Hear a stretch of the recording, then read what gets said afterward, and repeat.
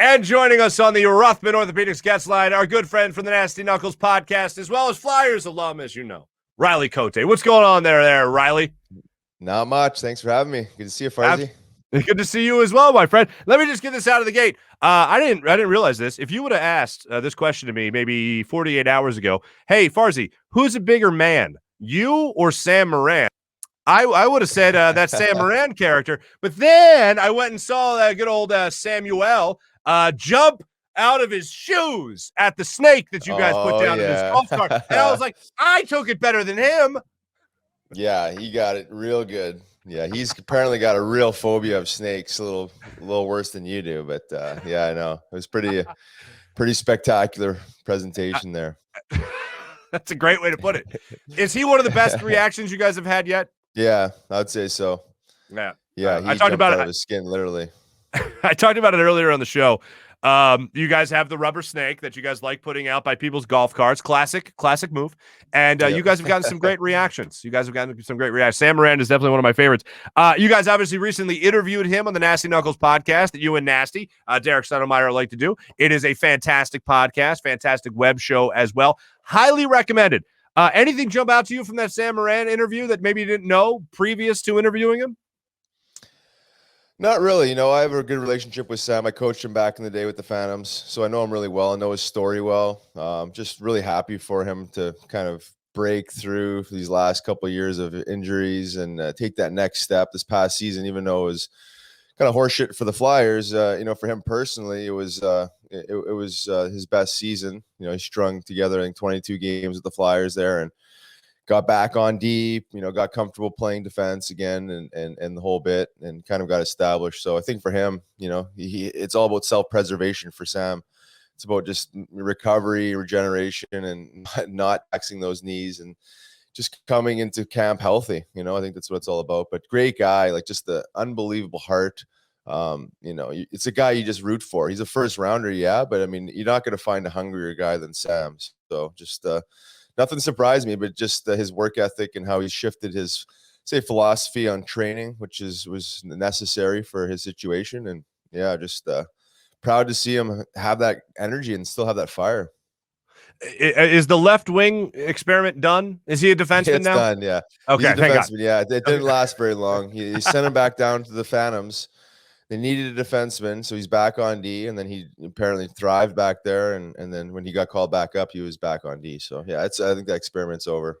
All right, thank goodness, because I like him on the blue line. Speaking of the Flyers' blue line, Ryan Ellis, now a Philadelphia Flyer. What was your reaction to the move?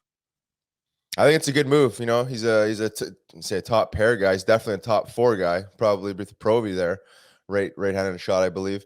I think it's a good move. I like Phil Myers, but we needed to upgrade the defense core. You got to move a younger piece. There you go. And then I think Nolan Patrick just needed a fresh start. He goes to Vegas, and it's his old general manager from junior. So I think it's a good place for him to go. No pressure, just play.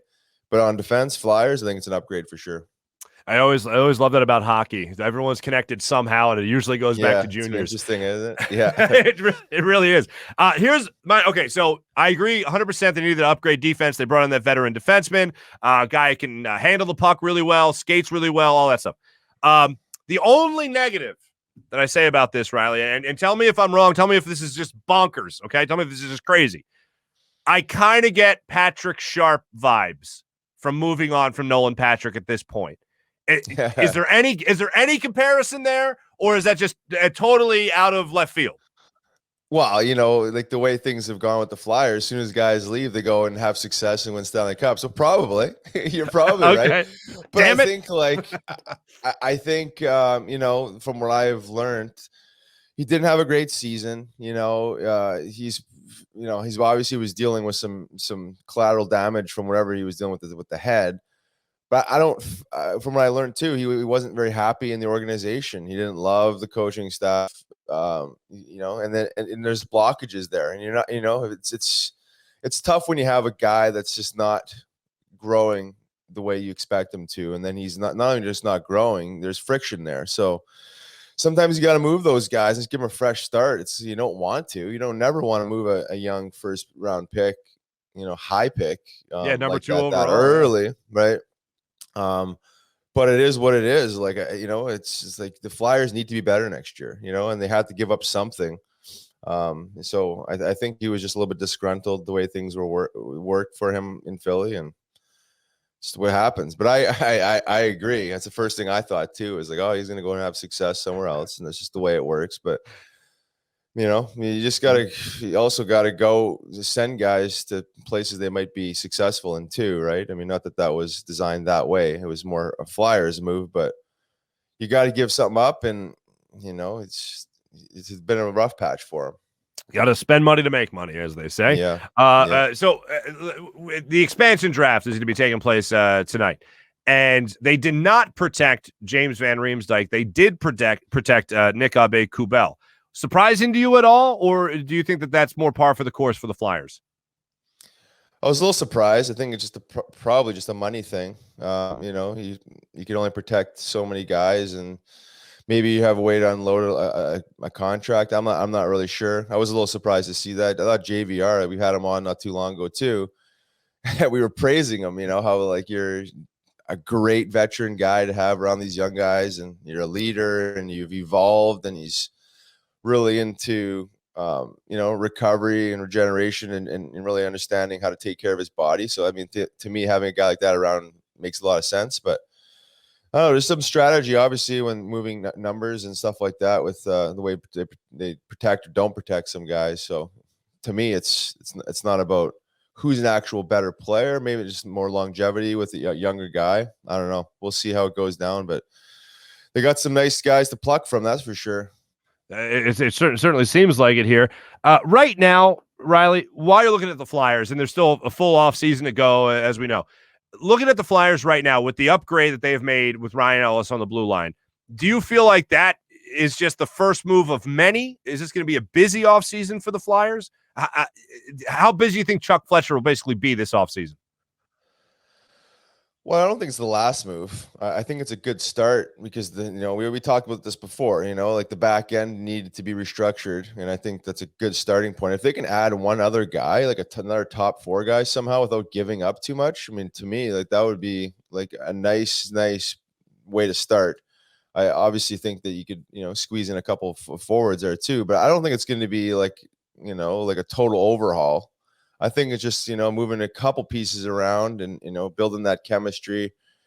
Again, so much is built from the back end up, right? If you can have a couple puck movers that actually can move the puck up and play out of your end, like the forwards just seem better. They look better. They'll play more in the offensive zone. So I don't think there's a ton of restructuring, but I don't think it's going to be like completely dismantle the team and start from scratch. No. But I think there'll be a couple more moves. Yeah. All right. What do you and Nasty have coming up with the next Nasty Knuckles episode? When can we check that out? Yeah, today at noon, we're going to be dropping Bill Clement, 2-time Stanley Cup champ, old school Broad Street bully. Well, he wasn't a bully, but his teammates were. But he has stories for days. This guy, man, he's lived quite the life. So it was a good interview. All right, awesome. I look forward to catching that. That drops today, Wednesday. Make sure you check that out wherever you get your podcasts, obviously with the Nasty Knuckles podcast. Any more golf outings happening? I can't tell you how much fun I had with you guys, other than the rubber snake. Everything else was great, man. How often are you guys hitting the links? Me, I haven't been on since then. Nasty's pretty regular, and then we're doing a Nasty Knuckles golf tournament in September, so we'll definitely have you out. Oh, I can't wait. That's the first time hearing of it, brother. Oh, yeah. We haven't officially announced it. We're just locking down a couple more details, but it's in September, middle of September. Yeah. So. Is that the tagline for it? Nasty Knuckles golf outing, snakes everywhere. Yeah, we'll have to do something creative with the snakes. We'll have the snake cam on everywhere.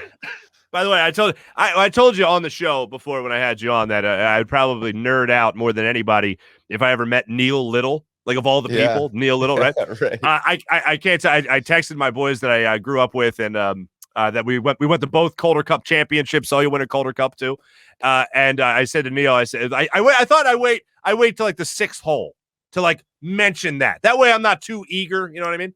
Yeah. And I think I played it cool. And I was like, by the way, Neil, I was in the stands. Me and my buddies, you're really awesome, for the Calder Cup championship. And he's like, yeah, which one? And I'm like, look at you, you bragger. Good for you. But at the end of the day, he said, hey, you're a good, he goes, you're a good cart mate there, Farzy. And I'm like, thank you, Neil Little. And so anyway, thanks for making that dream come true. Litz is a beauty. I'm sure he enjoyed hearing that from you. So. No, he was great. You guys were all great. Again, I can't thank you enough. Yeah. Make sure you check out the Nasty Knuckles podcast coming up, dropping today, as they say in the podcast world, at noon. That's Wednesday at noon with Billy Clement. Good old Bill Clement right there. Always great catching up with you, Riley. Thanks so much for joining us. I know we missed you on the live broadcast of the show.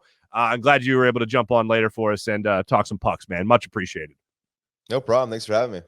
Absolutely. Riley Cote, Flyers alum, obviously. Check him out with the Nasty Knuckles podcast with Nasty himself, Derek Settlemeyer, Bill Clement on today's episode. The great Riley Cote joining us on the Rothman Orthopedics guest line. Thanks again, Riley. No problem. Thanks for having me.